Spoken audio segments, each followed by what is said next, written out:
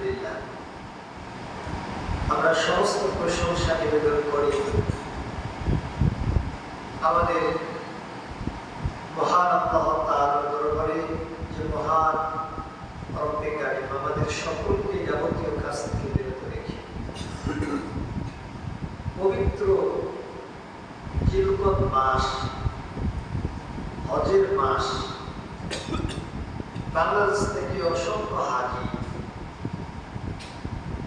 নিজেদের জন্মভূমি ত্যাগ করে একমাত্র আল্লাহর সন্তুষ্টির উদ্দেশ্যে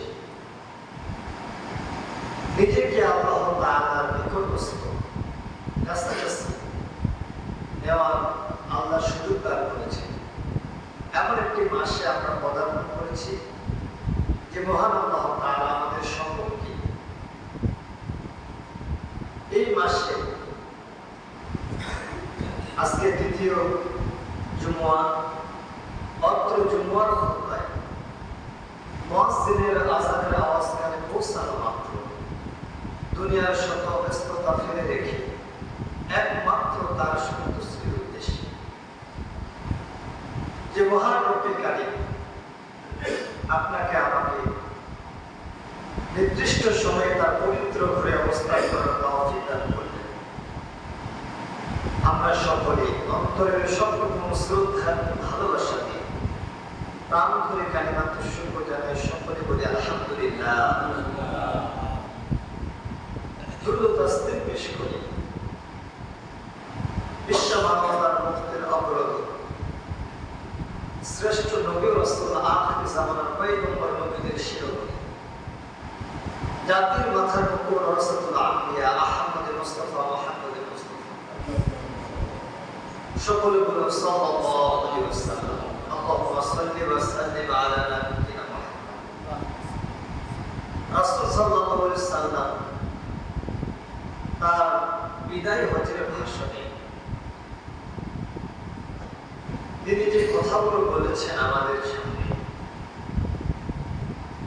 সেগুলো ছিল তার জীবনের শেষ হজের ভাষা, যেগুলোর ভিতরে মানুষের হক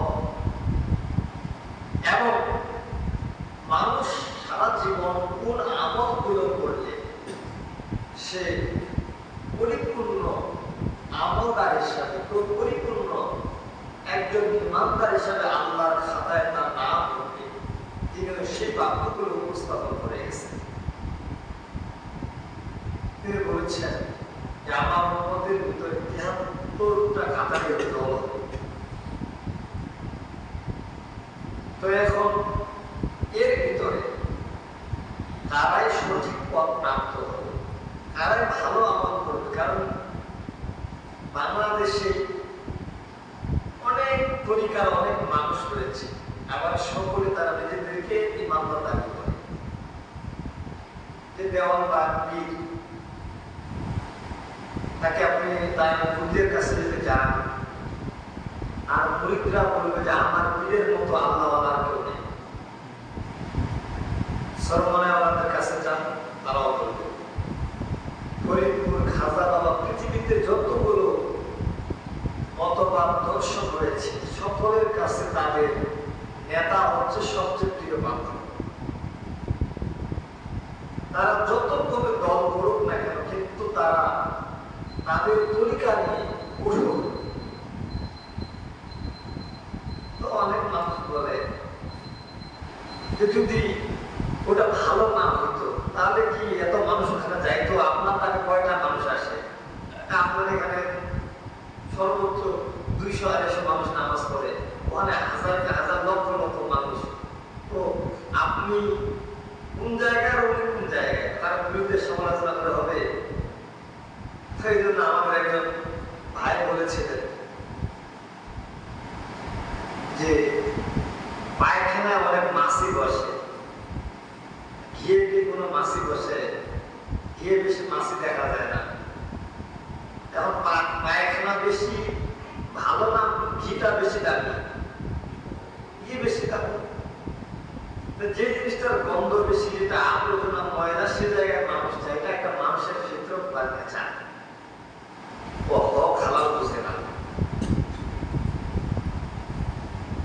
মানুষের চিন্তা এবং ফিতরত এবং নেচার আছে যে খাওয়া দাওয়া ফুর্তি করো, দুনিয়া মস্ত করো, কিংবা দুনিয়া মস্ত করো, খাওয়া দাওয়া ফুর্তি করো। আখিরাতে কেউ দেখবে না। আসলে আমাদের ওইদিকে পর গত জুম্মায় আমি আসি না, একটা প্রতিবেশী চাচা জুম্মার দিনে মারা গেছে। তো আসলে যারা জুম্মার দিনে মারা যায়, এটা আমার ব্যক্তিগত মত, এই ব্যক্তিগুলোকে দেখে আমার হিংসা হয় যে আল্লাহ তাকে এত সুন্দর একটা মৃত্যু দিল, তার মতো মৃত্যুটাকে আমার হবে কিনা, আমি পাবো কিনা এমন একটা মৃত্যু। আমার হিংসা হয়, ঈর্ষা হয়। আল্লাহ রাসূল বলেছেন যে দুই ব্যক্তিকে দেখে হিংসা করা যায়। একটা হচ্ছে যে কোরআন শিক্ষার জন্য পারদর্শী, কোরআন শিখিয়ে ও এত বেশি পারে, আমি ওর চেয়ে বেশি শিখবো, এই যে একটা প্রতিযোগিতা এখানে করা যায়, এটা হিংসা করা যায় জায়গাটা। আর একটা হচ্ছে যে আল্লাহ রাস্তায় দান করে তাকে দেখে হিংসা করা, যে আমারও যদি এমন হইতো আমি তার চেয়ে বেশি দান করতাম, তাকে দেখে ঈর্ষান্বিত করা যায়। আসলে ব্যক্তিগুলোকে দেখে ওই ব্যক্তির গুণ ছিল এত ভালো যে উনি 1999 থেকে শুরু করে আপনার 2026 সাল পর্যন্ত মসজিদে খেদমত করে গেছে। উনি প্রতি জুম্মার দিনে বাড়িতে বাড়িতে চা উঠাইত মসজিদে দেওয়ার জন্য, আর বিকালে বাজারটা আছে, বাজারে দিয়ে টাকা উঠাইতেন দোকানে দোকানে। বেশি কিছু জানতেন না, সর্বোচ্চ 2 থেকে 3টা সূরা জানতেন। মানে বারবার আমাকে বলতেন যে আমি তো কিছু জানি না, এভাবে বলতেছি, আল্লাহ কি করে। আমি বলছি যে আপনি এবার পড়েন, আল্লাহ আপনাকে ভালো কিছু দিবেন, আপনার অন্তর পরিষ্কার আছে। উনি রাতের 2টার সময় কখনো মসজিদে উঠে উঠে আসতেন, মসজিদের সাথে এত সম্পৃক্ত ছিল। হঠাৎ একদিন অসুস্থ, হাসপাতালে ছিলেন 2-4 দিন। হাসপাতালে তিনি বলছেন যে আমি থাকবো না, আমার থাকার এখানে ইচ্ছা করে না, বাসায় নিয়ে যান। বাসায় নিয়ে আসছে, তার সন্তানগুলোকে ডাকছে যে আমি চলে যাবো, মনে হয় আমার কেমন লাগতেছে, আমার ভালো ভালো জন্য সকলকে দোয়া দিয়ে গেছে, দেখার জন্য বলেছেন। আমারও একবারে যে দেখবো ওই আসতে বলে তো আগে দেখবো, কথা বলবো। প্রথম দিনে আসে কথা বলছি, ভালো খুব বুঝতে বলছি যে আমাকে ক্ষমা করে দেন, যদি কোনো অপরাধ করে না না কি ক্ষমা করবেন, অনেক কথা বলছি। আসলে পরের দিন আবার দেখা করলাম বৃহস্পতিবারে, শুক্রবারে ফজরের নামাজের পরে তিনি দুনিয়া সফর শেষ করেছেন। কত সুন্দর একটা আল্লাহ তাকে দিয়েছেন। আসলে আমরা তো দুনিয়াতে দেখি এই ব্যক্তিটা 5 তলা একটা ফ্ল্যাট উঠাইছে, আমি তার মতো কেন উঠাতে পারলাম না, আল্লাহ আমাকে কেন দিল না। যে ব্যক্তি মারা গেলেন, যখন বাতাস হয় তাদের রুহটা মনে রুহতে থাকে না, অন্তরে থাকে না, মানে বেরিয়ে এসে যা মরে গেলাম, বাতাস সব ঘর সব ভাঙে নিয়ে গেল। তাদের চিন্তাগুলো এমন এমন বাড়ি ঘর, এক পাশে গরু রাখছে, এক পাশে খান। গরু বাইরে রাখলে, দূরে অন্য ঘরে রাখলে চুরি হয়ে যেতে পারে, টাটির ঘর। এভাবে আল্লাহর ইবাদত হয়ে গেছে। আসলে সে তো সফল, কারণ মৃত্যুর আলামত বোঝা যায়। আকাশে মেঘ হলে আমরা বুঝতে পারি বৃষ্টি হওয়ার সম্ভাবনা আছে। আল্লাহ রাসূল বলেছেন 4 শ্রেণীর ব্যক্তি মারা গেলে তাদের কথা বলে গেছে যে কবরে প্রশ্ন হয় না, কোনো সওয়াব হয় না, এবং আযাবও হয় না কিয়ামত পর্যন্ত। সুবহানাল্লাহ। এটা হচ্ছে যারা জুমার দিনে এবং রাতের ভিতরে মারা যায়। তাহলে তো তার ইঙ্গিতটা ভালো আমরা দেখতে পাচ্ছি। আসলে সেই সফল, তাকে দেখে ঈর্ষা করা দরকার। আমি আজকে দুনিয়াতে কষ্ট করে চলছে, একবেলা খাবার খাইতে পারে নাই, পরে খেয়েছে, কিন্তু সে তো আমার সফল হলে। আমি যতই দামি কাপড় করি, আমি যতই ভালো গাড়িতে চড়ি, আমি যতই ভালো খানা পিনা করি, কিন্তু আমার এমন যদি একটা মৃত্যু না হয়, যদি আমার এমন একটা সাফল্য জন্য যদি আমার জীবন আখিরাতে না হয়, তাহলে যে দুনিয়ার 50-60 বছরের জীবনটা কেমন পেলাম আর সে অনন্তকাল জীবনটা পেল, তাকে দেখে যদি আমার বোধ এবং শক্তি ফিরে না আসে, আমি কেমন বুঝতে পারব? কেমন মানসিক মানুষকে আল্লাহ তাআলা অভ্যন্তরীণ আর বাহ্যিক শক্তি দিয়েছেন। গরু ছাগলকে এই শক্তিটা দেন। একটা জায়গা থেকে ধোঁয়া বেরোচ্ছে, গরু দেখে যে ধোঁয়ায় আছে, কিন্তু ভিতরে যে আগুন আছে গরুর এই শক্তিটা জানা নাই।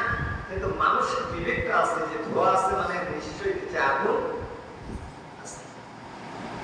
এই শক্তিটা আল্লাহ মানুষকে দিয়েছে। সম্মানিত হাজিরিন, আমি পবিত্র কোরআনুল কারীম থেকে সূরা আনফালের একটা আয়াত তেলাওয়াত করছি। আল্লাহ মুমিনদের বৈশিষ্ট্য করে তুলেছেন। ইন্নামাল মুমিনুনা আল্লাযীনা ইযা যুকিরাল্লাহু ওয়াজিলাত কুলুবুহুম। দেখেন মুমিন কারা? যাদের সামনে আল্লাহর কথা বলা হয়, যাদের সামনে আল্লাহর কোরআন তেলাওয়াত করা হয়, এক কথায় যে আখিরাতে আপনার মুক্তি, দুনিয়াতে কল্যাণের উদ্দেশ্য করে যত কথা এসেছে কোরআন এবং হাদিসের বলে, সব কথা যার শুনে অন্তরে আল্লাহর ভয় উপলব্ধি হয়, সে হচ্ছে মুমিন। সুবহানাল্লাহ। কে মুমিন? আল্লাহ সংক্রান্ত, রাসূল সংক্রান্ত যত কথা হয়, দুনিয়াতে কল্যাণ, আখিরাতে মুক্তি, এই কথাগুলো যার শুনলে অন্তরে ভয় তৈরি হয়, আল্লাহর স্মরণ বৃদ্ধি পায়, নিশ্চিত সে হচ্ছে মুমিন। সুবহানাল্লাহ। এটা কার ঘোষণা বলেন তো? আল্লাহর ঘোষণা। আপনারা অনেকে বললেন না, আপনি যদি একবার আল্লাহ বলতেন, তাহলে আপনার আমলনামায় আল্লাহ শব্দে আলিফ দুটা লাম আছে, একটা হ্যাঁ আছে, মোটামুটি 4-5টা হরফ আছে। তা আপনি তো নরমালি 10 50 নাকি 5টা হলে 50 থেকে পাইতেন। আপনারা যারা বললেন না, তো আপনার অবশ্যই তো 50 থেকে হারাই গেছে। এটা বলতে হবে, চেষ্টা করতে হবে। যদি 5টা হরফ হয়, আলিফ দুটা লাম আছে, একটা হ্যাঁ আছে, 4টা হলে 40 নাকি। যদি সুবহানাল্লাহ যেটা হরফ আছে আপনি অক্ষরে নিয়ে যাচ্ছেন, তো আল্লাহর ঘরে স্বীকৃতি কথা করা যাবে না, বেশি বেশি তার কথা স্মরণ করতে হবে। আল্লাহ আমাদের তৌফিক দান করুন, সকলে বলুন আল্লাহুম্মা আমিন। সম্মানিত হাজিরিন, আপনাদের অন্তর থেকে উপলব্ধিটা তৈরি করতে হবে যে আল্লাহ তাআলা বলেন যে কোরআনের কথাই ইন্নামাল মুমিনুনা আল্লাযীনা ইযা যুকিরাল্লাহ। সবচেয়ে বড় জিকির হচ্ছে কোরআন। সবচেয়ে বড় জিকিরের নাম কি? আল কোরআন। যে কোরআনের বিষয় পারদর্শী হবে, তার মর্যাদা দুনিয়াতে সবার চাইতে উপরে। সুবহানাল্লাহ। সে আপনার চেয়ে ছোট হতে পারে বয়সে, সে আপনার চেয়ে আপনি অফিসার হতে পারেন দুনিয়াতে, সরকার প্রধান হতে পারেন, কিন্তু একজন হাফেজ, একজন কোরআনের তেলাওয়াতকারী, সে আপনার চেয়ে যদি একটা হরফ বেশি জানা থাকে, সে আল্লাহর কাছে আপনার চাইতো তার সম্মান বেশি বেশি। সুবহানাল্লাহ। রাসূল সাল্লাল্লাহু আলাইহি সাল্লাম যখন উহুদের যুদ্ধ হয়, কথা বলে শুনেন ভালো করে, উহুদের যুদ্ধে অনেকগুলো সাহাবী ইন্তেকাল করেছে। তখন দুজন সাহাবীকে এক কাপড়ে শায়িত করে কবরস্থ করা হচ্ছে।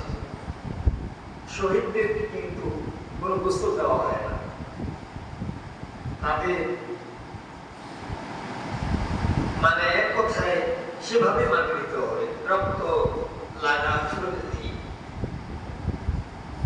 তো যখন দুজন সাহাবীকে সেখানে নামানো হচ্ছিল, রাসূল সাল্লাল্লাহু আলাইহি সাল্লাম বললেন যে সাহাবীরা, তোমাদের এই দুজনের ভিতরে কোরআনের জ্ঞানের ক্ষেত্রে সবচেয়ে পারদর্শী কে, মানে কে বেশি কোরআনের জ্ঞানটা অর্জন করেছে?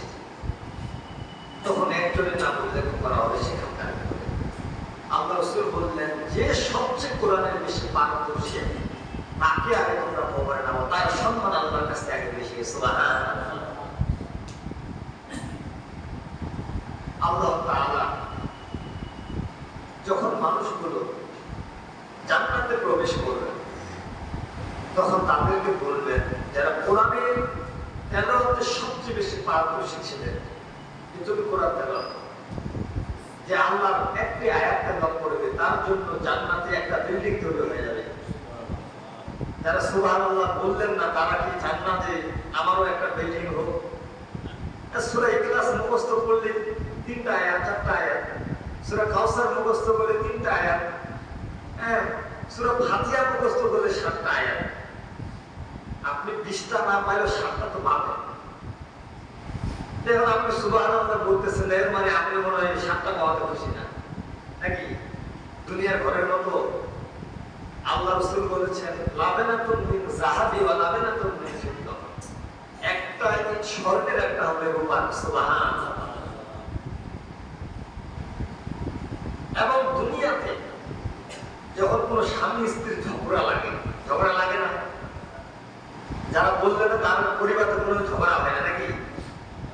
পরিবারে ঝগড়া লেগে থাকে।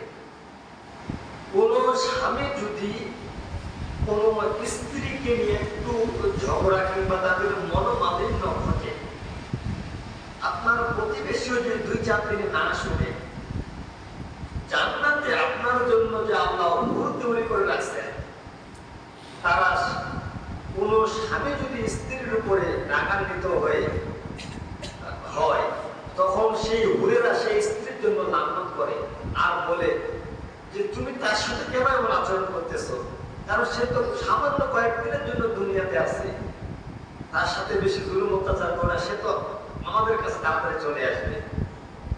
তাহলে জান্নাতের হরিরাও আপনাকে চায় যে আপনি তাড়াতাড়ি আসেন। আর আমরা চাই যে দুনিয়াতে যতদিন থাকি বেশি থাকি আর হারাম ভাবে দুনিয়াতে চলাফেরা করি, এটা আমাদের চাই। শুনবে তো হাজির। তাহলে যে ব্যক্তি কোরআনের পারদর্শী হবে, আল্লাহ রাসূল বলেছেন তাকে তেলাওয়াত করতে বলা হবে। সে যদি একটা তেলাওয়াত করে তার একতলা জান্নাতের একটা রুম আল্লাহ তৈরি করে দিবেন। 2 তলা 2টা করবে 2টা। যে ব্যক্তি 6234 আয়াত তেলাওয়াত করবে, মানে কোরআন সম্পূর্ণ মুখস্থ করলো এবং তেলাওয়াতে সবসময় নিজেকে নিয়োজিত রাখলো, তার জন্য আল্লাহ তাআলা এত বড় উঁচু এতগুলো আপনার 6234 তলা জান্নাত আল্লাহ তাকে দান করবেন। সুবহানাল্লাহ। এত বড় তার সম্মান, এটা আল্লাহ দেন কোরআনের ক্ষেত্রে। আল্লাহ রাসূল সাল্লাল্লাহু আলাইহি সাল্লাম বললেন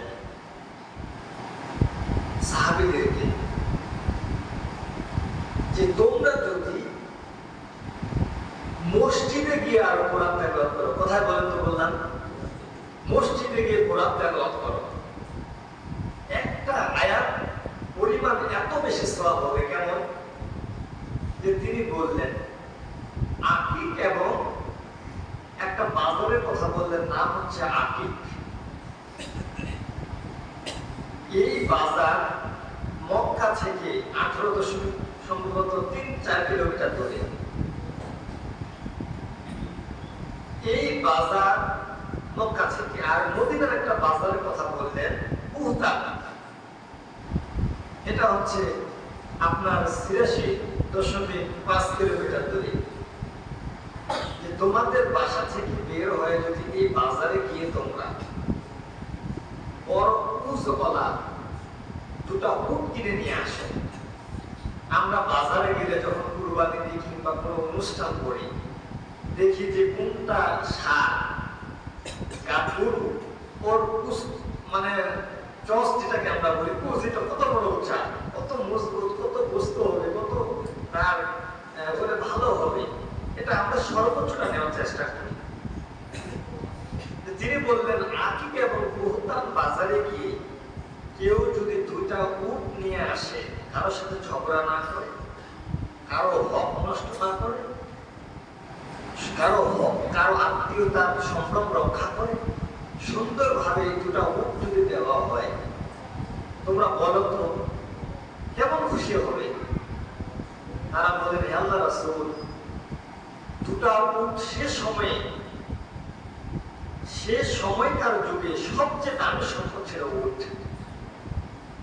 এত বড় বিশাল সাফল্য এবং অর্জন, বিশাল কিছু পাওয়া, 7 লক্ষ করে 14 লক্ষ টাকা। আল্লাহ রাসূল বললেন, কেউ যদি আল্লাহর ঘরে মসজিদে গিয়ে একটি আয়াত শুধু তেলাওয়াত করে, তাহলে এমন একটা উট পাওয়ার চাইতো আল্লাহর কাছে বেশি সওয়াব। সুবহানাল্লাহ, আল্লাহর কাছে এমন উটের চাইতে বেশি না। দুটা বললে দুটা উটের চাইতে বেশি না, তিনটা বললে তিনটা উটের চাইতে, চারটা বললে চারটা উটের চাইতে বেশি না। সুবহানাল্লাহ, এটা মসজিদে পড়ার ছিল। আমাদের মসজিদগুলো তো এখন আপনার মানে ওষুধের দোকানের মতো হয়ে গেছে, বাজারের মতো হয়ে গেছে। যে আমাদের ফজরের নামাজ শেষ, তালা বন্ধ করে দিলাম, শেষ। মসজিদ ভিত্তিক মক্তব, তেলাওয়াত, শিক্ষা এবং মসজিদের সাথে সম্পৃক্ত হওয়ার জন্য বাচ্চারা মসজিদে আসা এবং আল্লাহমুখী হওয়া, তারা বুঝানো, এটা আজকে থেকে কমে গেছে, আমাদের অনেক কমে গেছে। এটা আগে আমরা যখন ছোট ছিলাম দেখতাম যে মসজিদে বেশি যাওয়া হতো। এখনো মক্কা মদিনায় কোরআনের দার্স হয়। আমরা মনে করি মসজিদে শুধু কি কোরআনই পড়তে হবে। আসলে কোরআন সংক্রান্ত বিজ্ঞান, চিকিৎসা, সর্ব রকমের পড়াশোনা তারা মিশর আজহার বিশ্ববিদ্যালয়ে তাদের একজন বলেছিলেন যে প্রতিটা পিলারের গায়ে গায়ে ইমামরা মনে বসে বসে দার্স দিচ্ছেন জ্যোতির্বিজ্ঞান সম্পর্কে, মানে সংক্রান্ত মানুষের উপকরণের জন্য যতগুলো জ্ঞান অর্জনের দরকার সবগুলো তারা যেন মসজিদ থেকে দিচ্ছেন। সুবহানাল্লাহ, তাহলে মানুষ মসজিদ দেখতে হবে। আল্লাহ রাসূল বললেন, আলাইকুম বিল কোরআন, তোমরা তোমাদের নিজেদের জন্য কোরআনকে অবশ্য করে নাও। ফাইন্নাহু ফাহমুল আকল, কেননা কোরআন হচ্ছে তোমাদের বিবেকের খোরাক। কোরআন কিসের খোরাক বলেন তো? বিবেক, যেটা দিয়ে আমরা উপলব্ধি করি। আমাদের পেট ভরার জন্য একটা খাদ্য আছে, আর একটা খোরাক আপনার বিবেকের জন্য একটা খাদ্য আছে, সেটা হচ্ছে কোরআন তেলাওয়াত। কোরআন পড়লে আপনার বিবেক খুলে যাবে, আপনি সত্য মিথ্যা বুঝতে পারবেন। আল্লাহ রাসূল বললেন, আলাইকুম বিল কোরআন, তোমরা তোমাদের নিজেদের জন্য কোরআনকে অবশ্য করো। ফাইন্নাহু ফাহমুল আকল, কেননা এটা বিবেকের খোরাক। ওয়া নূরুল হিকমা, প্রজ্ঞার আলোক মালা। প্রজ্ঞা, আপনি বুঝবেন, আপনাকে ভিতর থেকে আপনার একটা জ্ঞান অর্জন হবে। ওয়া ইয়ানালহু বিল ইলম, এটা হচ্ছে ইলমের প্রস্রবণ ধারা, মানে নদীর মতো। নদীর পানি কখনো শেষ হয়? ওটা যেতে আছে যেতে আছে। আপনি কোরআনের একটা আয়াত পড়া শুরু করলে আপনার শেষ হবে না, সেটা আছে, এটা ব্যাখ্যা চলতে আছে চলতে আছে। সুবহানাল্লাহ।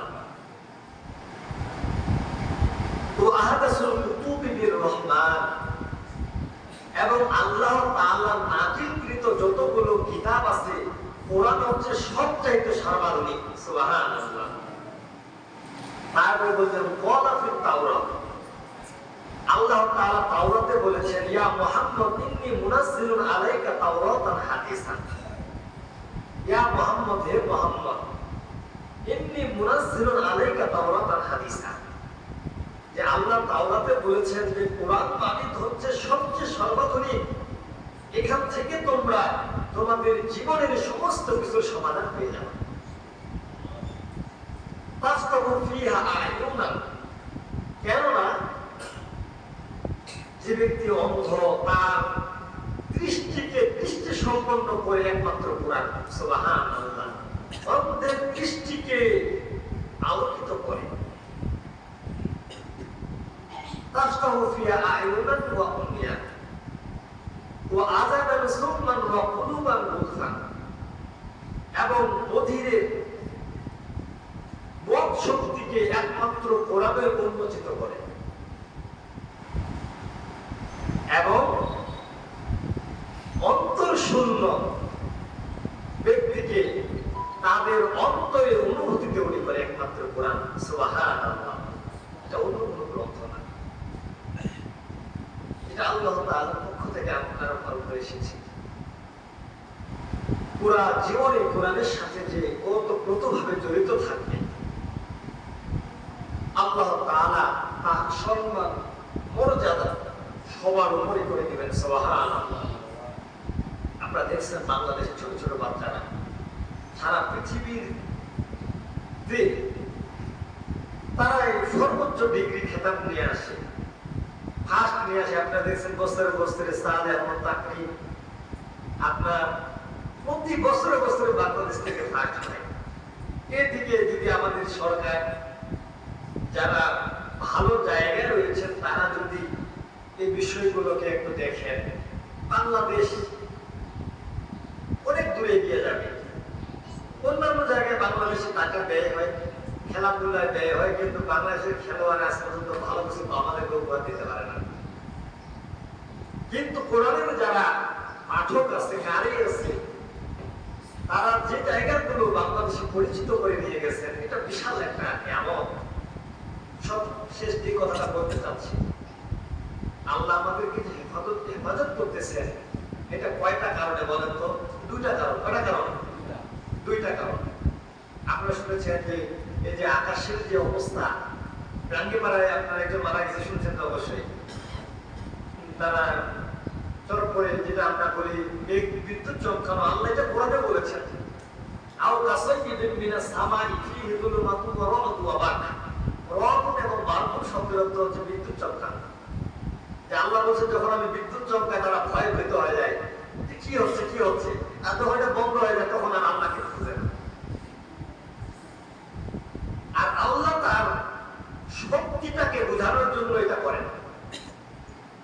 আল্লাহ এত বড় শক্তিধর, বড় কান্তের তালি লাগা যাচ্ছে, এত বিকট আওয়াজ। যে কথাটা বলতে চাচ্ছিলাম, দুইটা কারণে মুহাম্মদ সাল্লাল্লাহু আলাইহি সাল্লামের উম্মতকে আল্লাহ ধ্বংস করেন না। ওয়া মা কানা আল্লাহু লিয়ুআযিবাহুম ওয়া আনতা ফীহিম।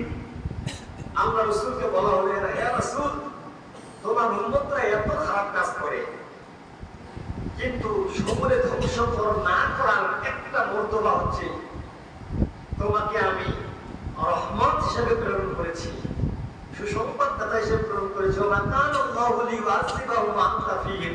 তোমার কারণে আমি পুরো পৃথিবীটাকে ধ্বংস করি না একবারে। সুবহানাল্লাহ। আর দুই নম্বর গুণ থাকবে, ওয়া মা কানা আল্লাহু লিয়ুআযিবাহুম ওয়া আনতা ফীহিম ওয়া মা কানা আল্লাহু মুআযিবাহুম ওয়া হুম ইস্তাগফিরুন। আর তোমার উম্মতের ভিতরে এমন বিশেষ কিছু ব্যক্তি থাকবে যে সব সময় আল্লাহর কাছে ক্ষমা প্রার্থনা করে। এই দুটা কারণে পুরো উম্মতে মুহাম্মদীকে আল্লাহ সমূলে ধ্বংস করেন না। সুবহানাল্লাহ। এজন্য আমরা ফিরে আসি আল্লাহ রাব্বুল আলামিন আমাদের সকলকে এই আখিরাতের জীবনকে গোছানো এবং কোরআনের যে ফজিলত এবং মর্যাদা সম্পর্কে আমরা সংক্ষিপ্ত আলোচনা করলাম, এখান থেকে আমরা শিক্ষা গ্রহণ করে দুনিয়ার জীবনটাকে যেন আমরা আখিরাতময় বানাতে পারি, দুনিয়াটাকে যেন আমরা রমাদান বানাতে পারি, আর আখিরাতে আল্লাহ তাআলা আমাদেরকে চিরস্থায়ী সুখের স্থান জান্নাত দান করবেন। আল্লাহ রাব্বুল আলামিন আমাদের সকলকে সেই আখিরাতের আমল করার তৌফিক দান করুন। সকলে আল্লাহু আমিন। এবং আমাদের পরিবার থেকে যে মা বাবা ভাই বোন আত্মীয় যারা চলে গেছেন, আল্লাহ তাদের সকলকে মাফ করুন। সকলে আল্লাহু আমিন।